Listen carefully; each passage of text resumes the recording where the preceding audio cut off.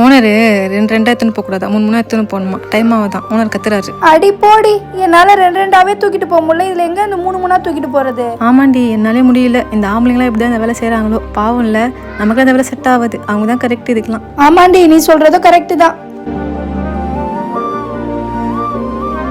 அப்பா இன்னைக்கு ஒர்க்ல ரொம்ப ஸ்ட்ரகிள். கொஞ்சம் கை காலமுக்கா.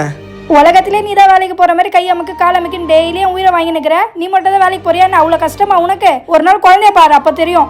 வாடி போலாம். என்னடா இவ்வளவு பெரிய தக்காளி எத்தனை வந்துட்டு எப்பரா கட் பண்றது? டேய் இதோட சின்னதா இருந்தா அது ஊட்டி அப்படின்றாங்க. ஓ சரி ஓகே, கட் பண்ணுவோம். டேய் பொடி பொடியா நைஸா கட் பண்ணுங்க. டேய் இதோட பொடியெல்லாம் கட் பண்ண முடியாது. கட் பண்றது எவ்வளவு கஷ்டம்னு நீ வந்து கட் பண்ணுவா. சரி சரி, முடிஞ்ச அளவு கட் பண்ணுங்க, நான் சமைக்கிறேன். அப்பா முடிஞ்ச அளவுக்கு எல்லாம் கிண்டிட்டேன்டா. இதுக்கப்புறம் நீங்க தான் கிண்டணும். போங்க, யாரா கிண்டுங்க. டேய் இப்ப நீ போய் கிண்டா. டேய் இப்ப நீ போய் கிண்டா. லாஸ்டா கிண்டி நான் அப்படியே எடுத்துன்னு வந்துடுறேன் அப்படின்ற. ஆமா போ. என்ன எந்த வாசனையும் வரல. என்ன இப்படி சுடுது? நம்ம கிட்ட கிடைக்க பிரியாணி வர தேவையா?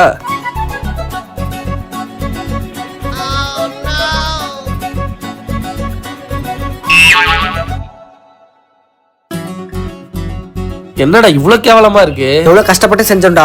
இதெல்லாம் பொண்ணுங்க சமைச்சாதானே நல்லா இருக்கும். நம்மளாம் இந்த சைடே போக கூடாது. தெரியாம போயிட்டோம். இந்தாங்க சாப்பாடு. என்ன சாப்பாடு இது? வச்ச ஒண்ணு சாப்பாடு ஒழுங்கா செய்ய தெரியாதா? நான் கேவலமா செஞ்சு எடுத்துன்னு எவ்வளவு கஷ்டப்பட்டு செஞ்சங்க, நல்லால சொல்றீங்க. செய்யறதே இந்த ஒரு வேலை தான். நான் கஷ்டப்பட்டு செஞ்சேன், போய் ஒழுங்கா செஞ்சு எடுத்துருவாப்பா. நீ சொல்றது கரெக்ட் தான்டா.